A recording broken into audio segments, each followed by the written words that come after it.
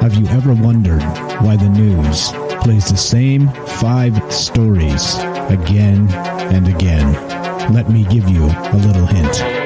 Brainwashing and repetition is the most basic form of brainwashing. Join me as we look at the news cycle and talk about why the mainstream media is so gutless and afraid to report the truth.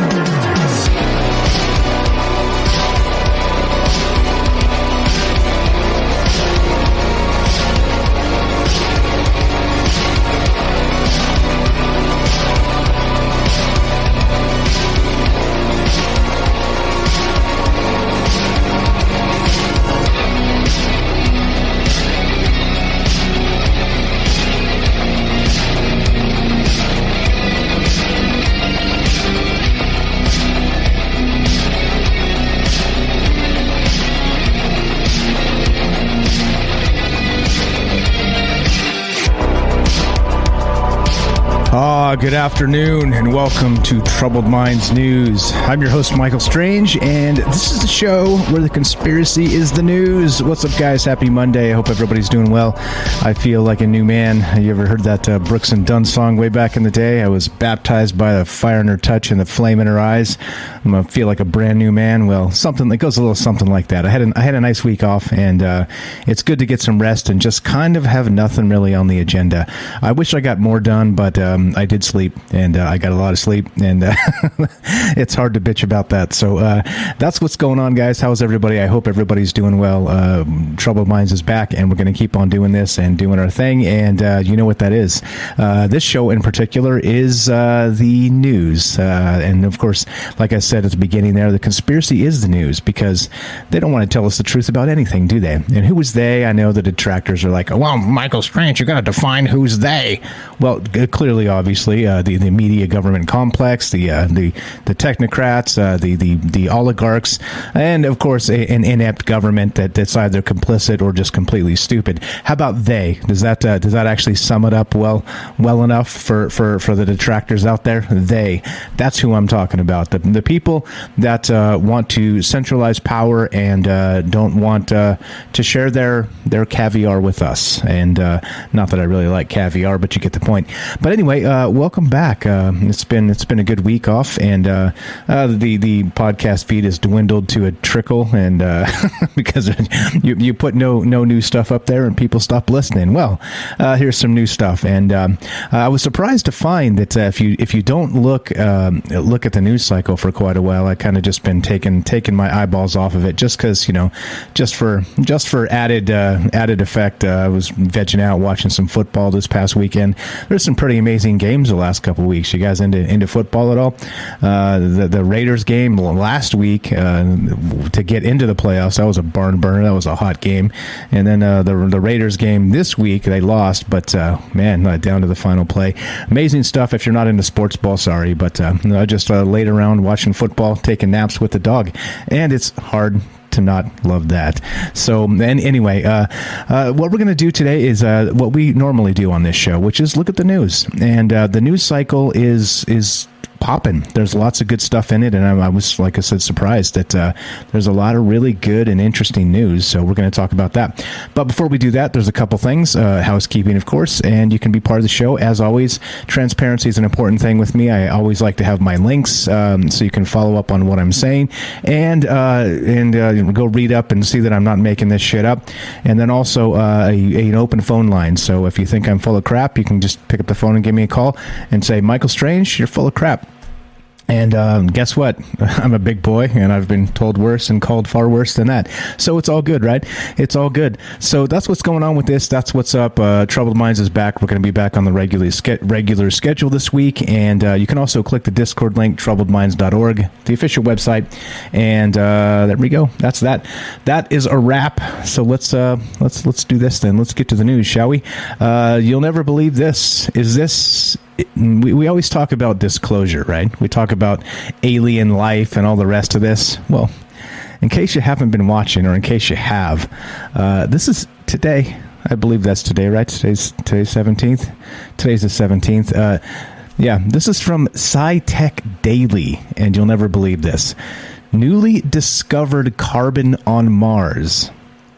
Origin may be biologically produced methane.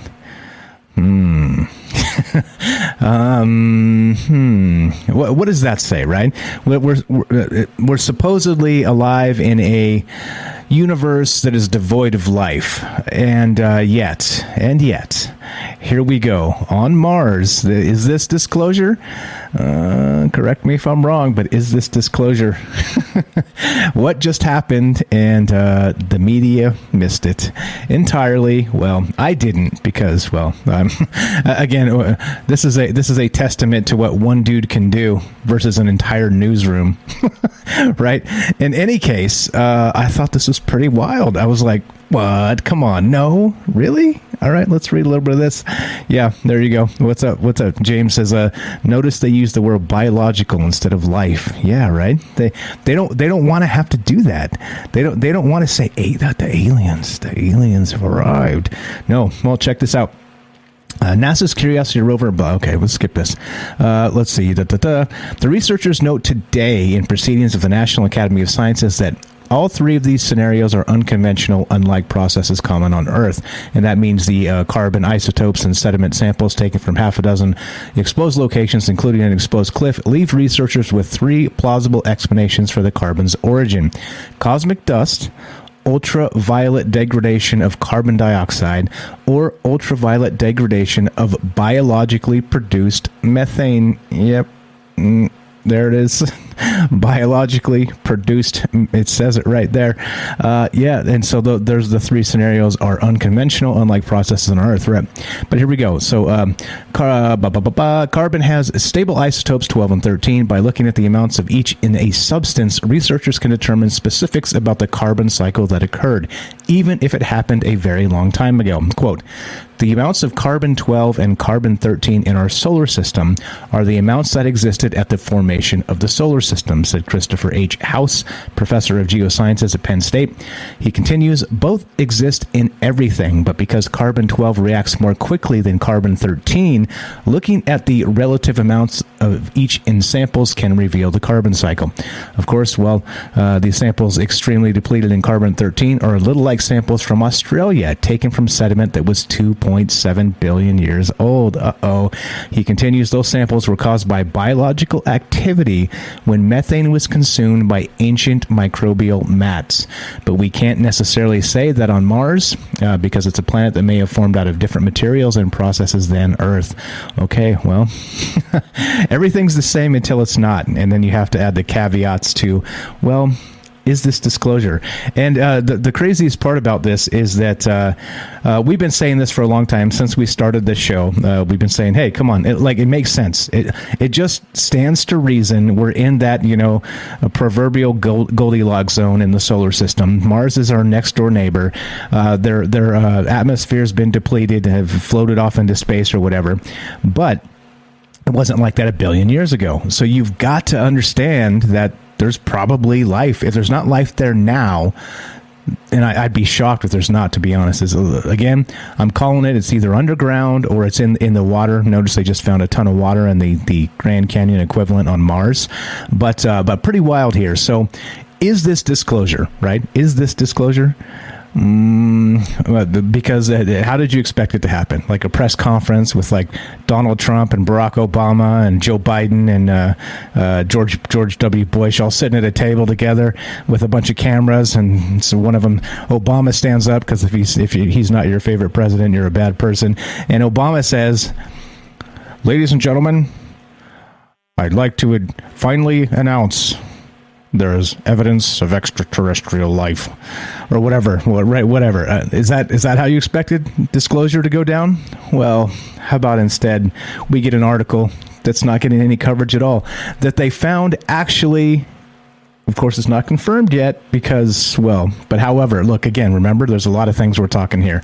We've been following this very closely, this life on Mars thing, since Troubled Minds started. And there's the seasonal methane on Mars, right? There's abundant water on Mars. There's all kinds of things that already suggest that this is completely the case, current life, all right? However, now we find this, and this is, biologically produced methane from maybe 1 billion years ago. Who knows? But pretty wild stuff. And yeah, what's up, guys? I see you there in the chat. How's everybody doing? But this is nuts, right? This is the thing that is this disclosure. I guess that's the craziest part. Are they just going to sweep a actual disclosure under the rug and say, nothing to see here? Anyway, oh wait, let me link that in the chat in case anybody wants to read the entire article, which I do recommend. If you've got the time and you've got the interest, there you go. There is your article. All right, let us continue, shall we? There's more. There's always more news. Let's go to The Verge, theverge.com. And just in case you were too worried about what's happening in the real world, well, Walmart brings you the Metaverse from theverge.com. You better believe it. Walmart is getting serious about the Metaverse. Uh-oh. The company's recent trademark filings indicate plans for NFTs and cryptocurrencies. Oh, dear Lord. The retail giant filed for several trademarks on December 30th, suggesting plans to start selling virtual goods, including electronics, toys, appliances, sporting equipment, apparel, home decor, and more, as noted by CNBC. There's mention of offering customers a digital currency, as well as the opportunity to buy and sell NFTs. Meanwhile, another application details possible, quote, physical fitness training services and classes in the field of health and nutrition that could take place in augmented reality and virtual reality environments.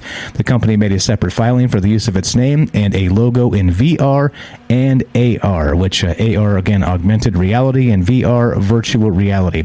As pointed out by Bloomberg, Walmart also filed trademarks for the names Verse to Home, Verse to Curb, and Verse to Store. Okay, what the hell does all that shit mean? I don't know, but apparently, Verse, like short for the Metaverse? Verse? Is it like, you know, anybody ever play that game, Star Citizen? That's what they call it, in the verse. In the interesting. Yeah. Life is stranger than fiction. In any case, so verse to home, verse to curb, and verse to store. So I did see some weird Metaverse Walmart like demo where there was somebody walking through in VR with a shopping cart through like a virtual Walmart store. and like grabbing shit off the shelf and putting it in their virtual shopping cart. And I was like, that seems pretty whack if you ask me, but okay, whatever. What are we going to do, right? There you go. So now I just figured it out, what verse to curb means. It's the multiverse, metaverse, whatever the fuck. Anyway, the filings are publicly available on the U.S. Patent and Trademarks Office site, some of which are listed under the name Walmart Connect, the retailer's digital advertising endeavor. You can access the filings by searching for Walmart or Walmart Connect at all the links are here, etc., so on. Did I link this one? And there you go. What's up, Beechwood? What's up, Beechwood? I miss you, man. Why don't you never, Beechwood? You never call me anymore, man. You never call me anymore. It's all wintry and cold out there, and you never call me. How am I supposed to stay warm if I don't get any Beechwood calls? All right. I hope you're doing well, my friend. This is the thing, right? Walmart and the Metaverse. Isn't this weird? Isn't this weird? This is so super weird. I don't know. Is anybody going to shop the Walmart in the Metaverse? I'm not. I'm just not going to do it. If I got to put on some stupid goggles on my head to just like buy shit on Amazon now, I'm not doing it. Sorry, I'm not doing it. Anyway, let's continue, shall we? There's more at sciencealert.com. Let's go back to space from the universe to the metaverse, back to the universe. Yeah, this is from Science Alert. Strong sporadic magnetic fields could explain one of the moon's enduring mysteries. It's been half a century since the Apollo missions, and some of the rocks that they brought home are more than 3 billion years old, they say, and appear to have been formed in the presence of a strong geomagnetic field, like the one on Earth. Uh-oh. But the moon today doesn't have a magnetosphere, like Magneto, of course. It's too small and dense, frozen right through to the core. Unlike Earth, the moon's insides aren't constantly churning with electrically conductive material, which produces a geomagnetic field in the first place. So why do lunar rocks tell us otherwise. It's possible the moon didn't freeze over as quickly as we thought. It says a few billion years ago, its core might have still been slightly molten. But even if the field was sustained for a surprisingly long time, the strength of this field, given the moon's size, is unlikely to match what these surface rocks are telling us. So what exactly are the surface rocks on Mars telling us then? Interesting stuff. Some scientists suggest the moon used to wobble more, which kept the liquid in its belly sloshing away for slightly longer. Constant meteorites could have also given the moon a boost in energy, they say.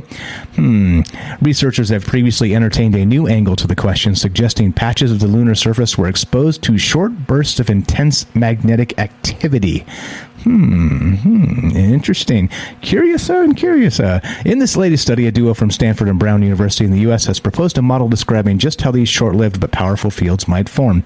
Quote, instead of thinking about how to power a strong magnetic field continuously over billions of years, maybe there's a way to get a high-intensity field intermittently, explains planetary scientist Alexander Evans. Our model shows how that can happen, and it's consistent with what we know about the moon's interior. Interesting, right? Wild stuff. I don't know. Once again, right? This is a testament to, for all the things we know, there's another 1,000 things we don't. And I mean, that's good for mysteries in the universe, but is it good for trusting the science? Depends on who you ask, I guess. All right, taking your phone calls. If you want to be part of the show, 702-957-1037. Click the Discord link, troubledminds.org. We'll put you on the show. Easy as that.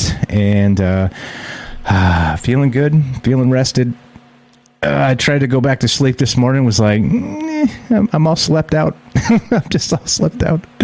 My dog wakes me up every morning to take her to go pee and whatnot. So, you wake up earlier than you want to. You take the dog out, you feed her, go get another nap for an hour or so. I couldn't even get my extra hour nap.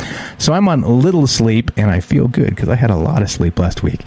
So it's all good. Everything's fine. I hope everybody out there is doing well. Happy Monday.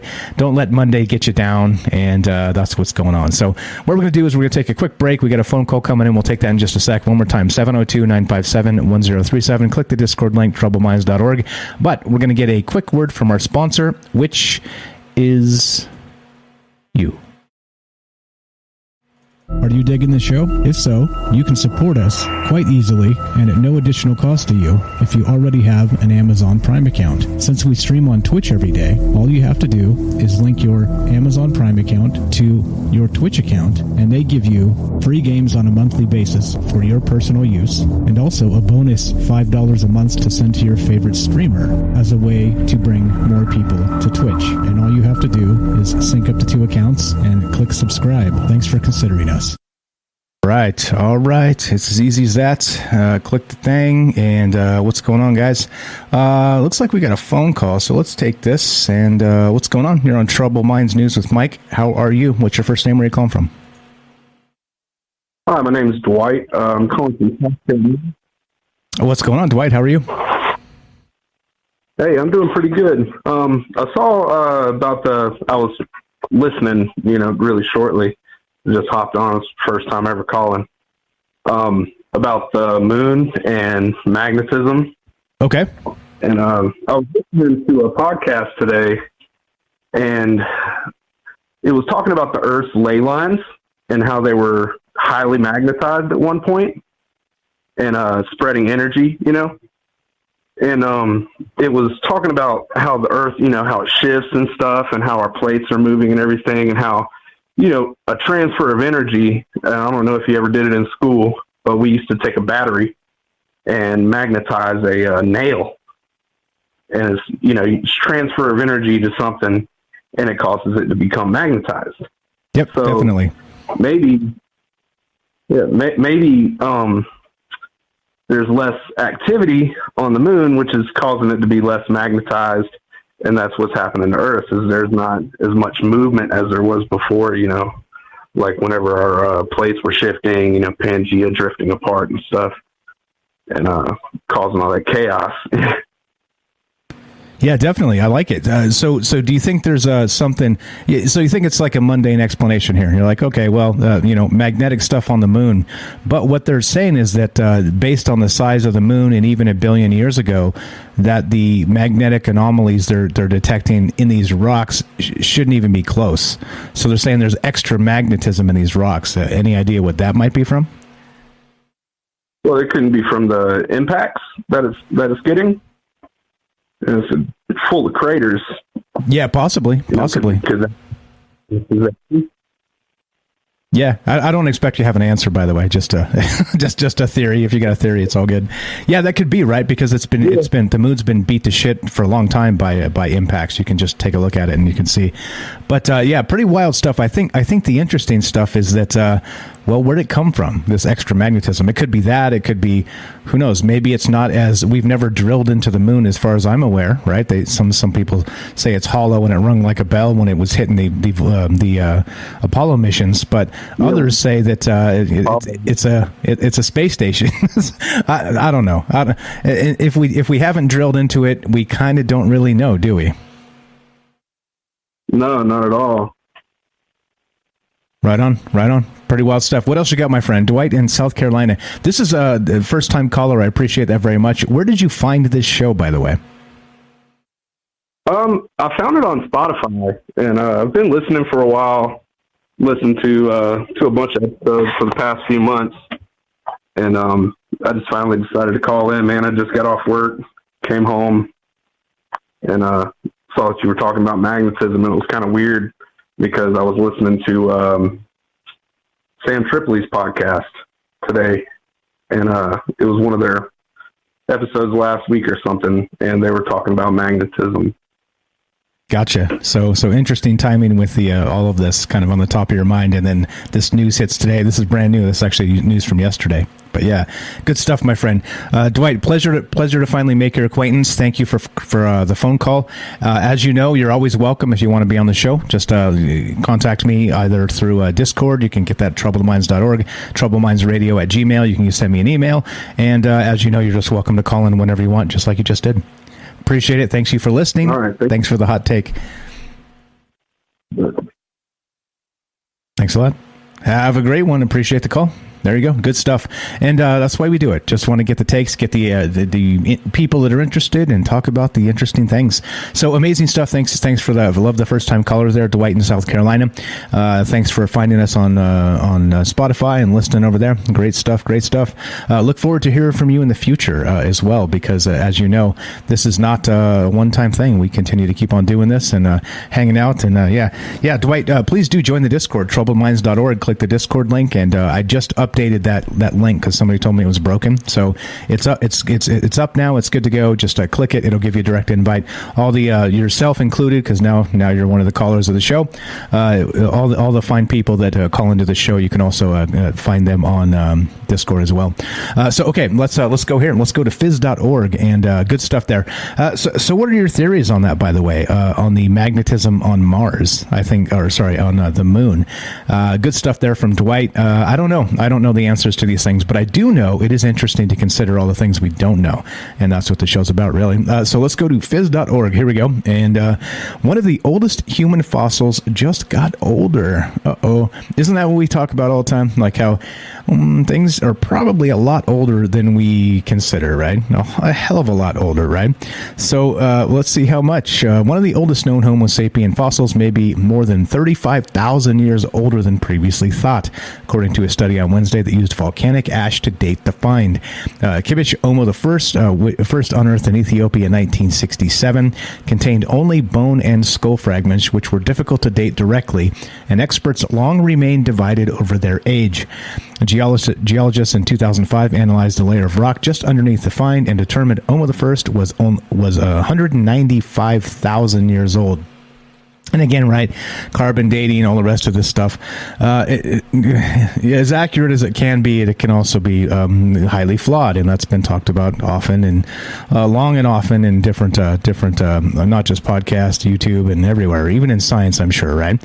Here we go. So that made the Homo sapiens fossil at least that old and the oldest ever discovered at the time. Quote, but there was still a lot of uncertainty, says Celine Vidal, the main author of the study published in the leading journal Nature. Vidal, a volcano expert at the University of Cambridge, said getting a more precise date meant analyzing the thick layer of ash deposited above the fossils. Quote, at the time, that was nearly impossible since the ash was so fine, almost like flour, she said.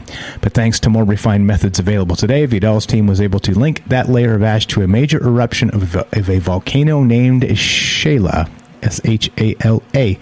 And, according to the study, the ash revealed the layer where Homo I was found to be 233,000 years old, with a 22,000-year margin of error. And there you go. There you go. Good stuff. Older and older.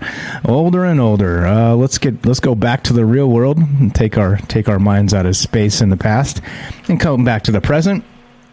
And let's look at the name Ghislaine Maxwell. This is from MSN. What's up, Robert, if you're out there? Robert shared this in the Discord. Also, if you want your news story, something you found featured on the Discord, you can just hop in there and share the link and let me know. Hey, Mike, put this on the news show, and I'll do it. Easy as that. You say jump, and I'll say how high. Here we go. MSN. Ghislaine Maxwell ends fight to keep 8 John Doe's secret. Uh-oh. Ghislaine Maxwell will no longer fight to keep the names of 8 John Doe's secret and will leave it to the court to decide whether the names should be unsealed, according to a letter dated January 12th. The documents are part of a 2015 defamation lawsuit against Maxwell brought by Virginia Roberts Guffrey, who claimed that Jeffrey Epstein sexually abused her while she was a minor and that Maxwell aided in the abuse. Maxwell, age 60, faces up to 65 years in prison after she was found guilty last month in a New York federal court on 5 federal charges, including the sex trafficking of a minor. The charges were related to her role in Epstein's sexual abuse of minor girls between 1994 and 2004. Now, notice this. I still see when Epstein's name pops up in the news, they still call him a financier, right? They don't call him a convicted pedophile. They don't do any of that, right? And again, I think that's the problem, because at some point, right, you're guilty as sin and throw the book at these MFers, right? But for whatever reason, they're still calling him in different headlines and things I see as a financier, right? Like, really? Okay. So at what point, right? Notice how, and I get it, right? You don't want to be calling people things they aren't. I get it. All right. However, when you've been convicted twice of a particular thing, can't you just say convicted pedo at some point? Anyway, all right. So let's see. Here we go. Quote, Guffrey's attorney had previously filed a brief on Wednesday arguing for the names to be revealed. And I agree. Give them up. What's up? Bernaise sauce, give them up. All 8. Quote, after careful review of the detailed objections submitted by non-party Does 17, 53, 54, 55, 73, 93, and 151. Look, that's a lot of people. We're talking about these 8, but look at that. 151? Who are the rest of the people not being considered? Anyway, counsel for Ghislaine Maxwell writes to inform the court that she does not wish to further address those objections. Maxwell attorney Laura Menninger wrote, each of the listed Does has counsel who have ably asserted their own respective privacy rights. Miss Maxwell therefore leaves it to this court to conduct the appropriate review. Well, let's see what comes out of this. Exactly. Only 8. Exactly. And I think that's the craziest part is that, again, look, 8, again, on the non-party Does, 17, 53, 54, 55, 73, 93, and 151 out of how many? Is that 200, 300, 500? Who the hell knows? Those are 8 protected individuals. But why are they protected? Why are they protected? Oh, the plot thickens. So we'll see. So they're going to try and throw the book at her clearly. And she's going to try and make a deal, clearly, because he wants to spend the rest of their life behind bars. That sucks. And, well, what's she going to do? Is she going to turn state's evidence and start going after the rest of these pedo masterminds. These that's a terrible way to put it, but these just sick people. That maybe, right? We'll see what happens with this. But interestingly, she's going to try and make a deal. What's up, Dwight from South Carolina? I see you in the Discord. What's up, buddy? Thanks for popping in. Thanks for the phone call. Thanks for hanging out with us. Thanks for coming to say hi. But I don't know. I think that's the weirdness of this, is that how deep does this rabbit hole go? Only 8, right? Only 8.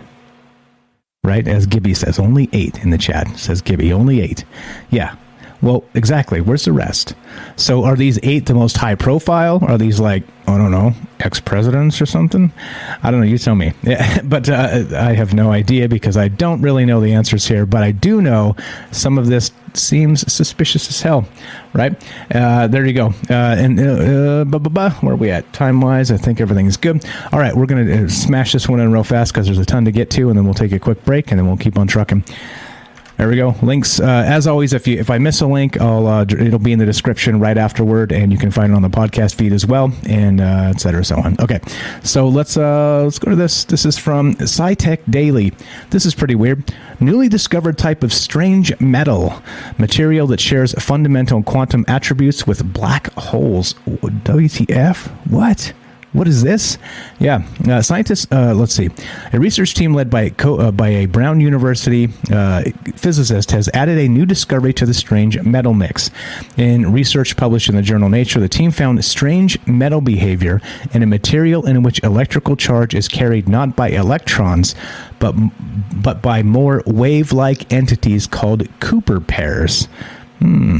Yep. While electrons belong to a class of particles called fermions, Cooper pairs act as bosons, which follow very different rules from fermions.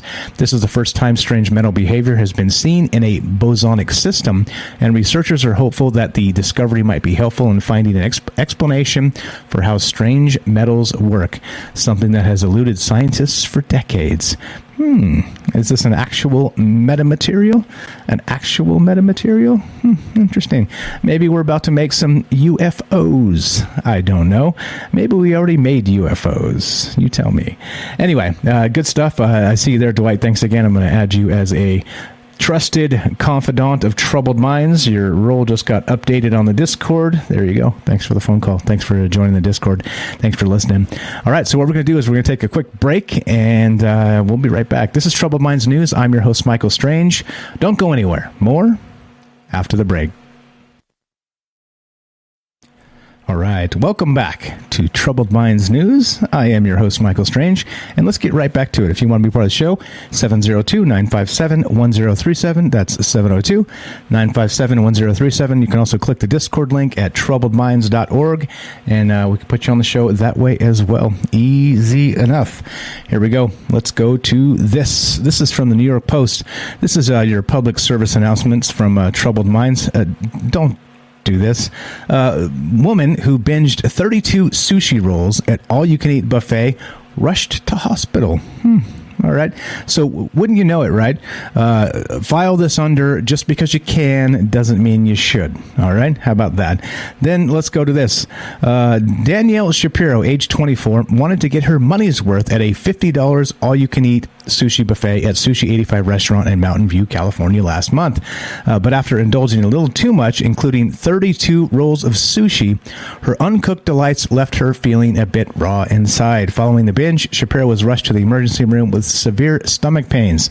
That's where she was diagnosed with gastroesophageal reflux disease, commonly known as acid reflux. And here we go. As always, right? As always, it's not about getting your money's worth, right? It's about going viral, isn't it? Yep. Of course, Shapiro shared the experience in a TikTok on December 23rd, in which she shows off the mountains of food she consumed in one sitting, and the subsequent trip to the hospital that left her with IVs in her arms. Her warning to sushi lovers has gone viral with over 11.3 million views. And there you go. That's how you do it, guys. You either stuff noodles up your nose or eat way too much sushi to the point of hospitalization. And that, my friends, is how you go viral. That's how you go viral. You do stupid things, end up in the hospital, and put it on TikTok. Yeah, do it, TikTok. TikTok, you don't stop. All right, 702-957-1037. Yeah, wild, right? File that under. Please don't do that. All right, there's more. Everybody heard of the Antikythera mechanism? Well, all right, check this out. This is pretty wild. We've got this. Oh, yeah. Secret solved. Yeah, from GreekReporter.com. The Antikythera mechanism secret solved. This is pretty cool. So the secret of the Antikythera mechanism, the ancient Greek device discovered in 1901 and regarded as the world's first computer, has been solved by scientists. And yep, that's what they say. And now exactly 120 years later, the astounding machine has been recreated once again using 3D imagery by a brilliant group of scientists from University College London, the UCL. I thought UCL was something in your leg that gets sprained or... Anyway, I digress. Too much football on my brain. Not only is the recreation of a thing of beauty and amazing genius, but it also made possible a new understanding of how it worked. Since only 82 fragments of the original mechanism are extant, compromising only one-third of the entire calculator, this left researchers stymied as to its full capabilities. Until this moment, the front of the mechanism, containing most of the gears, has been a bit of a holy grail for marine archaeologists and astronomers. But using computer modeling, the UCL researchers have reconstructed the ancient computer, allowing them to more fully grasp exactly what it was meant to do. Now let's scroll down and find out what this thing was actually meant to do. Let's see. It was a sophisticated, mind-boggling, complex astronomical computer, and it was made by the Greeks. There's an ACL and there's a UCL, by the way. Check out the UCL. Anyway, interior and I don't know. Anyway, a few Western as I bite my tongue. Don't worry about that, little guy. Let's see. They employed advanced astronomy, mathematics, metallurgy, and engineering to do so, constructing the astronomical device 2,200 years ago. These scientific facts of the computer's age and its flawless high-tech nature profoundly disturbed some of the scientists who studied it. A few Western scientists of the 12th century were shocked by the Antikythera mechanism, Vilianatos said. They called it an astrolabe for several decades and refused to call it a computer. The astrolabe, a Greek invention, is a useful instrument for calculating the position of the sun and other prominent stars. Yet its technology is rudimentary compared to that of the Antikythera device. Yep. And there you go. Pretty wild stuff. And yada, yada. Pretty cool. This is, again, human ingenuity all the way back 2,200 years ago. Is anybody shocked? I'm not. Let's go to this. Notice how we keep talking about this on the news show. How there's always a new asteroid. There's always the size of the Statue of Liberty, the size of Big Ben, the size of this, the size of that, the size of a Volkswagen, the size. The damage is going to be catastrophic if it hits Earth, but it's not going to hit Earth because it's just it's a near miss. It's a near miss. But every week we get a new near miss, right? Well, check this out. Now we're just jumping straight to it. This is again from tech.hindustantimes.com. Link is in the chat there. NASA issues warning on asteroids approaching Earth undetected. Oh, I see. NASA found that asteroids can sneak up on Earth by bypassing the network of telescopes that are searching open space for them. No shit. You don't say. Really? You mean we can't, watch 360 degrees 24 hours a day constantly? And, yeah, well, anyway, we'll file this under no shit, Sherlock. But as reported by The Telegraph, the telescope's algorithm has been created to alert astronomers of asteroids and other moving objects. These are coded in a way that avoids raising false alarms when supernovas happen. While the objects heading towards Earth seem to drift west in the sky due to the planet's eastward spin on its axis, asteroids appear stationary as it approaches from the western sky. And what they're talking about is if they come in very, very slowly. Very slowly. There you go. The study published in the journal Icarus says that 50% of impactors heading to Earth from the east are thought to experience slow motion, making them hard to detect. Hence, the team wrote, quote, surveys should take extra care when surveying the sky in this direction and aggressively follow up new, slow-moving objects. But despite the big revelation, Professor Richard Wainscoat, who led the research team at the University of Hawaii, said that people shouldn't lose sleep. Oh, there you go. Well, I didn't. I slept well this past week. How about you guys? I didn't lose any sleep. And, well, again, right, if it's our time, it's our time. And if we're going to get hit by, I don't know, like, what's the worst thing that could happen, right? Not even a solar flare, like I don't know. Anyway, what's the worst thing that could happen? There they lazily drifting to the left. Right, exactly. Anyway, so there it is, right? As always, yeah, well, we're just going to up the ante and say, well, you know, it's not this particular thing the size of a Volkswagen van. It is now, well, they can sneak up on us, and we may never know. Interesting. All right, let's go to futurism.com and continue, shall we? Let's get to this. This is, boom. Expert says children will soon have more than 2 biological parents. Oh, man. What does that mean? Interesting. Yep.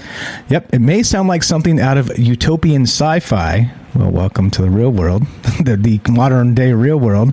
But a prominent futurist says we're not too far off from breaking the genetic mold that has until now comprised the building blocks of human life. In a wide-ranging interview with the Washington Post, futurist Amy Webb predicted that the science of procreation will significantly change the way we have babies, and may even change the maximum number of biological parents a person can have. Quote, "What we're talking about here is technology that unlocks our ability to be more selective and to intentionally design life," said Webb, discussing her new book, The Genesis Machine, co-written with geneticist Andrew Hessel. She continued, "Maybe that means one person using their own genetic material to bring an embryo to term. Maybe it unlocks opportunities to select traits from more than 2 parents." Oh, and how could this, let's file this one under how could this go wrong? The author and founder of the Future Today Institute consulting firm admitted that while scientists and futuristic soothsayers like herself don't yet know the full applications for gene editing technology like CRISPR and others that are sure to follow, she believes the possibilities and optionality that could soon be afforded to those who decide to procreate could be significant and a net good. As always, the question of genetic engineering often leads directly to discussions for the potential for governmental abuse. Aw, you don't say, right? Why, the government wouldn't do that. Are you kidding me? They're looking out for us. They're like Big Brother, looking out. You know what I mean? Big Brother, looking out for us. In any case, but Webb dismissed these concerns, quipping to WAPO that all roads on this path lead to eugenics, name-checking the 1997 sci-fi flick Gattaca. All right, well, interesting, curiouser and curiouser, and I don't know. Is this a good idea? Is this a bad idea? You get to select, pick and choose your gene pools and your, let's say 10 parents, 12 parents, 20 parents. Why not? There you go. Robert, what's up in the chat, says, all children shall be conceived by millions of stored Epstein seed. There it is. There it is. He's a financier, by the way. Just want to make sure you get that straight on what the media refers to him as. So anyway, let's continue, shall we? Let's go back to space.com. China builds artificial moon for a gravity experiment. Cool, right? That's super cool. The researchers say their experiment was inspired by a levitating frog. That's weird. Chinese scientists have built an artificial moon research facility that will enable them to simulate low-gravity environments using magnetism. Speaking of which, we just did a moon magnetism. Maybe they'll figure it out. The facility, slated for official launch this year, will use powerful magnetic fields inside a 2-foot diameter vacuum chamber to make gravity disappear. The scientists were inspired by an early experiment that used magnets to levitate a frog. Super cool. Li Rulin, a geotechnical engineer at the China University of Mining and Technology, told the South China Morning Post that the chamber, which will be filled with rocks and dust to imitate the lunar surface, is the first of its kind in the world, and that it could maintain such low-gravity conditions for as long as you want. That sounds pretty fun, doesn't it? Scientists plan to use the facility to test technology in a prolonged low-gravity environment before it is sent to the moon, where gravity is just 1/6 of its strength on Earth. This will allow them to iron out any costly technical technical kinks, as well as test whether certain structures will survive on the moon's surface and assess the viability of a human settlement there. And there you go. Well, cool. Not cool? I don't know. We'll find out. Artificial moon. And they did do an artificial sun as well recently, didn't they? I think that's a thing too. I didn't pick it out for this actual scientific news situation here, but maybe we'll pull it and talk about it some other time. Here's another one that's in the news. This just hit yesterday because 60 Minutes did a feature on this last night. I didn't get to check it out, but I did see them actually using it for the commercial and whatnot. So let's see, make sure we're good. No phone calls. All right, everything looks good. All right, so this is from the BBC News. Anne Frank betrayal suspect identified after 77 years.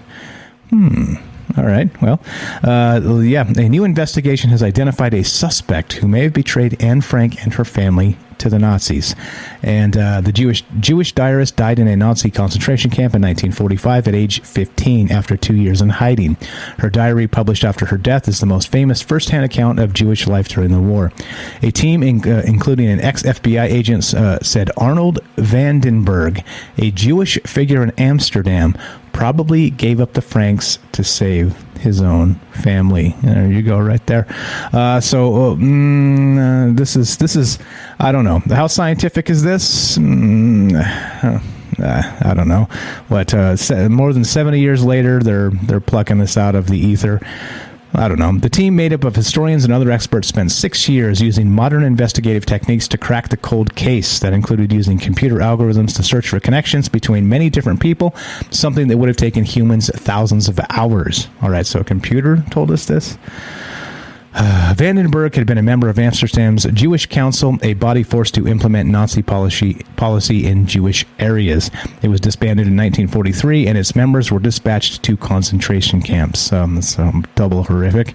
But the team found that Vandenberg was not sent to a camp and was instead living in Amsterdam as normal at the time.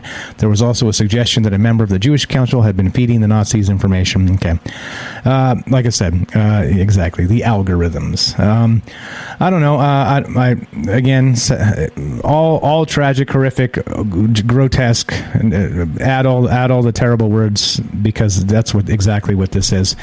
I don't know if it's I don't know, is this healthy? I don't know. Anyway, I get it. There's interest. I get it. She was infamous. I get it. But I don't know. At some point, right? Is it? I don't know. I don't know how to feel about it. It makes me feel icky in a lot of ways.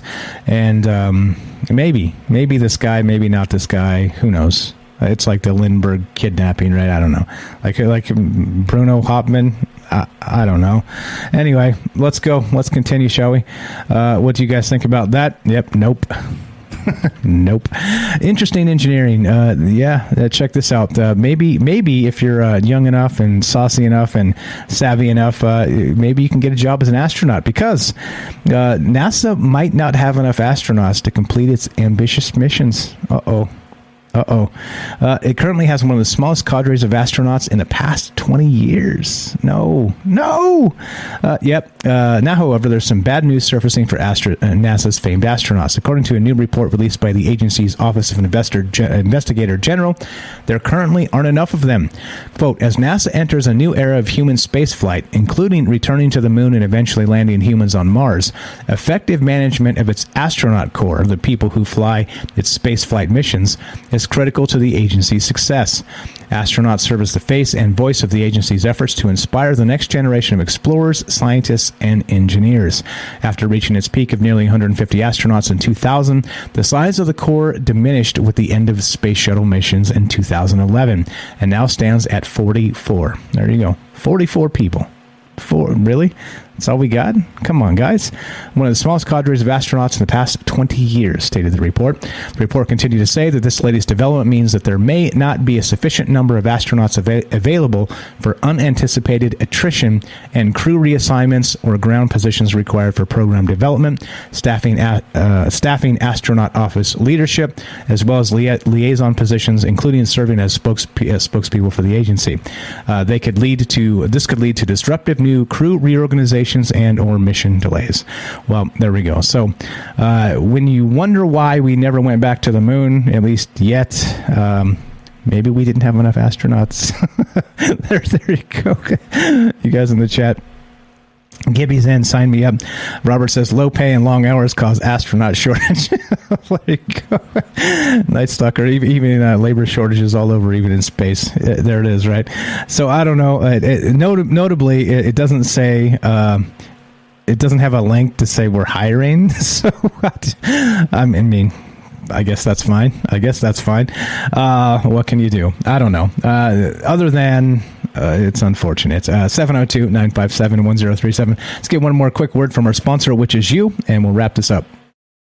Are you digging the show? If so, you can support us quite easily and at no additional cost to you if you already have an Amazon Prime account. Since we stream on Twitch every day, all you have to do is link your Amazon Prime account to your Twitch account, and they give you free games on a monthly basis for your personal use, and also a bonus $5 a month to send to your favorite streamer as a way to bring more people to Twitch. And all you have to do is sync up to 2 accounts and click subscribe. Thanks for considering us. All right, so welcome back. Let's do this. Let's go to SciTech Daily again, one of my favorite websites. Yeah. Who knew? Black hole at the center of the Milky Way is unpredictable and chaotic. Mysterious flares erupt every day. Oh, snap. Yep, there we go. Sagittarius A is a strong source of radio, X-rays, and gamma rays, which are visible light. Is blocked by intervening gas and dust, of course. Astronomers have known for decades that Sagittarius A flashes every day, emitting bursts of radiation that are 10 to 100 times brighter than normal signals observed from the black hole. To find out more about these mysterious flares, the team of astronomers led by Andres searched for, that would be, let's see, where's the guy's name? Alexis Andres. Sorry about that. And Alexis Andres searched for patterns in 15 years of data made available by NASA's Neil Gehrels Swift Observatory, an Earth-orbiting satellite dedicated to the detection of gamma ray bursts. The Swift Observatory has been observing gamma rays from the black hole since 2006. Analysis of the data showed high levels of activity from 2006 to 2008, with a sharp decline in activity for the next 4 years. After 2012, the frequency of flares increased again, and the researchers had a difficult time distinguishing a pattern. Well, I think this goes into the situation with the Mayan calendar, possibly, right? With the long cycles that mankind is not meant to know or understand, and or maybe this is Cthulhu trying to get out. You tell me. I have no idea. Knock, knock, knock on the black hole. Let me out. Let me in to your reality. I don't know. 702-957-1037. Click the Discord link, troubleminds.org. Let's keep on trucking. There's more. There's always more. Let's go to this. What's up, Dwight? Thanks for subscribing with Prime. I see you there on Twitch. Appreciate that very much. Let's go to this now. This is on the Daily Mail. And I have to go to these archives of the Daily Mail now because their ads are ridiculous. They're just popping out all over the damn place, left and right, up and down. You go to scroll down and one pops up in front of you. It's ridiculous, right? So here we go. This is from the Daily Mail. World's oldest fossilized flower bud could solve Charles Darwin's abominable mystery. 130 million year old discovery suggests blossoming plants evolved tens of millions of years earlier than previously believed. Notice every single thing that they find out is it's always like, oh, shit. Things were way older than we always thought, right? And it just keeps, the dates keep moving back, the dates keep moving back, the dates keep moving back. And well, yeah, interesting. So I'm not super versed in the Darwin journals and the rest of that stuff. So I looked into what the abominable mystery was. And of course, this is Yeah. The meaning of Darwin's abominable mystery. And this is from a PubMed, NCBI, NLM, NIH.gov website. Anyway. Link is in the description, or sorry, in the see. Click the link, likes, thumbs up, share. No, the link is in the chat. Abstract: Charles Darwin's abominable mystery has come to symbolize just about all aspects of the origin and early evolution of flowering plants. Yet there has never been an analysis of precisely what Darwin thought was so abominably mysterious. Here, the author William Friedman. Here I explicate Darwin's thoughts and frustrations with the fossil record of flowering plants as revealed in correspondence with Joseph Hooker, Gaston de Saporta, and Oswald Here between 1875 and 1881. I also examine the essay by John Ball that prompted Darwin to write his abominable mystery letter to Hooker in July of 1879. Contrary to what was generally believed, Darwin's abominable mystery has little, if anything, to do with the fossil prehistory of angiosperms, identification of the closest relatives of flowering plants, questions of the homologies and character transformations of defining features of flowering plants, and the phylogeny of flowering plants themselves. Anyway, there's lots more here. If you want to read that, the link is there. But there it is. Maybe, there you go. A 130 million-year-old fossilized flower bud found in China may solve Charles Darwin's abominable mystery. The fossil includes a leafy branch, physically connected fruit, and flower bud, which suggests angiosperms were present in the Jurassic period. That would be 201.3 million to 145 million years ago. And angiosperms are plants that has flowers and produces seed. The specimen, which is the oldest on record, was discovered at a deposit dated more than 164 million years ago, and could be the transitional stage that finally answers Darwin's enigma. Yep, the famed naturalist abominable mystery was first brought to light in 1879. In a letter to his closest friend, botanist and explorer Dr. Joseph Hooker, he wrote, quote, "The rapid development, as far as we can judge, of all the higher plants within recent geological times is an abominable mystery." And there you go. So more than you ever wanted to know about Darwin and his abominable mystery, but well, sometimes you got to get into the weeds to get the good angiosperms, if you know what I'm saying. So again, we've got a couple minutes left. If you want to hop in here, 702-957-1037. Click the Discord link at troubledminds.org, and we'll put you on the show. Easy peasy as that. What's up? I see you there, Dre. I see you over on the Discord. What's going on, Lily? I see you there on the Discord as well. How's everybody doing? Let's do this final one, and let's get the hell out of here, because we got some troubled minds coming tonight, and I got to get a show ready. And what's it going to be about? Hell if I know. Well, we got lots of good ideas here. So let's go to Science Alert. This is Darwin and Hooker. Sounds like a 70s cop show, right? Need the 70s porn stash thrown in there. Totally. All right, here we go. Earth's insides are cooling faster than we thought, and it will mess things up. Okay, all right. Earth formed 4.5 billion years or so ago. Ever since then, it's been slowly cooling on the inside, while the surface and atmosphere temperatures fluctuate over the eons, and the molten interior, the beating heart of our planet, has been cooling this entire time. The rotating, convecting dynamo deep inside Earth is what generates its vast magnetic field, an invisible structure that scientists believe protects our world and allows life to thrive. In addition, mantle convection, tectonic activity, and volcanism are thought to help sustain life through the stabilization of global temperatures and the carbon cycle. Because Earth's interior is still cooling and will continue to do so, this means that eventually the interior will solidify. Uh-oh. Isn't that what we just talked about on the moon not too long ago? And the geological activity will cease, possibly turning Earth into a barren rock akin to Mars or Mercury. New research has revealed that may happen sooner than previously thought. Oh, shit. Well, let's hope it's not next year, because, man, that would make 2023 a doozy, wouldn't it? Anyway, the key could be a mineral at the boundary between Earth's outer iron-nickel core and the molten fluid lower mantle above it. This boundary mineral is called a bridgmanite. Yep, and how quickly it conducts heat will influence how quickly heat seeps through the core and out into the mantle. Determining the rate is not as simple as testing conductivity of bridgmanite. Yep, in ambient atmospheric conditions, thermal conductivity can vary based on pressure and temperature, which are vastly different deep inside our planet. Okay, well, how's it going to mess things up, people? How would you say? Let's see. And the process could be accelerated. When it cools, bridgmanite forms into another material, a mineral called post-perovskite. There you go. That's how you say it. Which is even more thermally conductive and would therefore increase the rate of heat loss from the core into the mantle. As exactly for how much faster, that's unknown.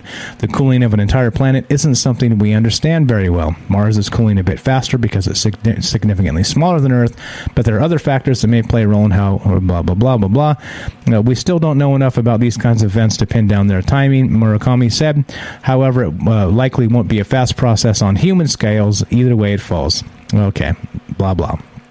So how, in here in the title it says, and it will mess things up. And as far as I can tell, nowhere in here does it say how it will mess things up. So, in any case, it won't be a fast process, blah, blah, blah. In fact, it's possible that Earth will become uninhabitable by other mechanisms long before then. So we might have a bit of time to work more on the problem and figure it out. There you go.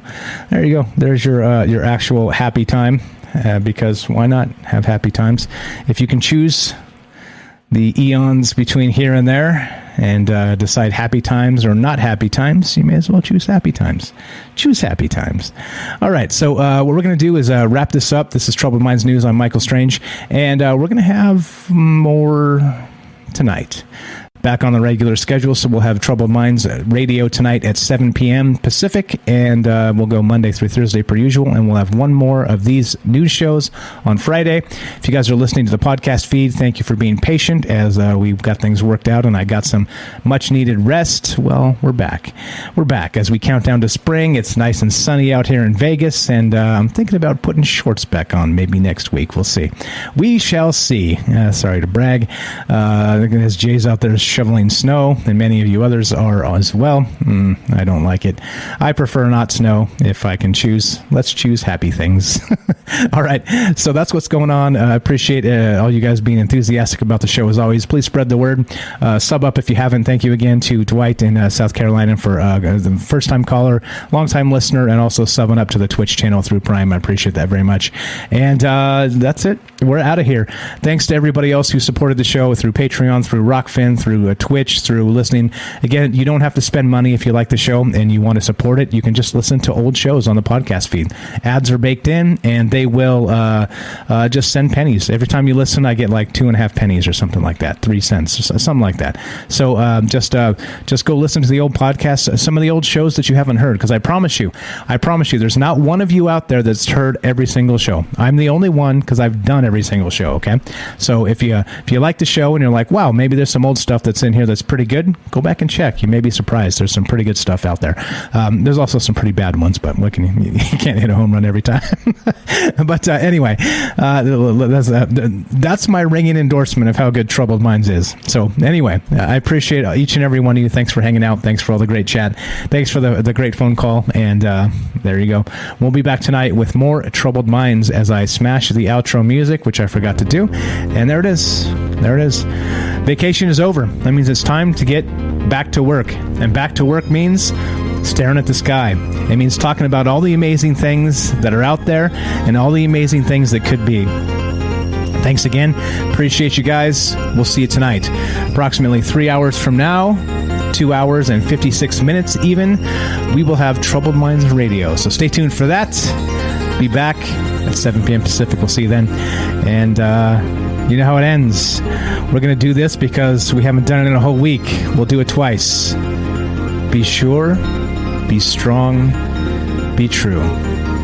Thank you for listening. From our Troubled Minds to yours, have a great afternoon. We'll see you tonight, guys.